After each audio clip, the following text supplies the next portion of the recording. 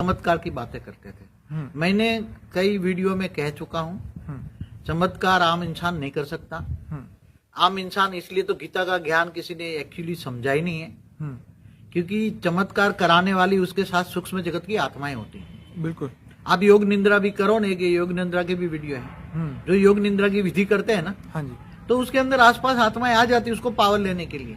उसको पता है कि यहाँ योग निंद्रा की विधि हो रही है, हाँ, योग निंद्रा करने वाले साधक इकट्ठे हुए हैं यहाँ। हाँ, हाँ, हाँ, तो आसपास की आत्माएं उसके पास पावर लेने के लिए आ जाती, उसके एक्सपेक्ट करती मुझे पावर मिले। हाँ, तो कई लोगों ने बोला हुआ है ऐसा, और मेरी कई वीडियो में बोला हुआ है। बाबू जी, ये जो क्लियर पॉइंट है, मतलब यहाँ बैठे बैठे अमेरिका के अंदर कोई पर्टिकुलर हॉस्पिटल के अंदर वो बंदा बैठा है, उसके साथ ये हो रहा है, ये चीज उसको वो देख लेते हैं, उसको वो समझते हैं कि ये बहुत बड़ी चीज है। फ्यूचर देखने की घटना है। मैंने एक बात बताऊं कि आंखों पे काली पट्टी बांध के वो बोलते हैं ना, गाड़ी चलाते हैं, ये करते हैं, ऐसा नहीं देखा आपने? हाँ, वो बहुत है। और फिर पढ़ लेते हैं ऐसे, भाई बहुत है ना। तो उसके अंदर क्या होता है, मैंने पहले बोला कि सुपर वुमेन जो बातें कर रहे हैं ना, जो बट नेचुरल वुमेन मनुष्य नहीं होता, ऐसी जो बातें करते हैं, वो आत्मा, सूक्ष्म जगत की आत्माएं उसको फेमस करने के लिए इसका कार्य कराती हैं। तो आपका मतलब ये है कि थर्ड आई और ये सब चीजें सब अलग है? अलग है। थर्ड आई मना अपने आत्मा स्वरूप, अपने आप को जानना।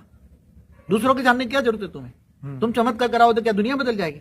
हाँ, मतलब हम हवा में उड़ेंगे तो उससे क्या होगा? हवा में उड़ जाओगे? वो तो तुम्हें आत्मा होगी तो 50 आत्मा इकट्ठी होकर तुम्हारा हवा में उड़ा सकती है तुम्हें। वो तो आज जादूगर भी करते हैं ना, जादू नहीं करते? वो चमत्कार नहीं है क्या? जादूगर करते कम है क्या? वो एक नहीं, वो हवा में उड़ता है और पानी में तैरता है, एक अमेरिकन जादूगर नहीं है, क्या नाम है उसका?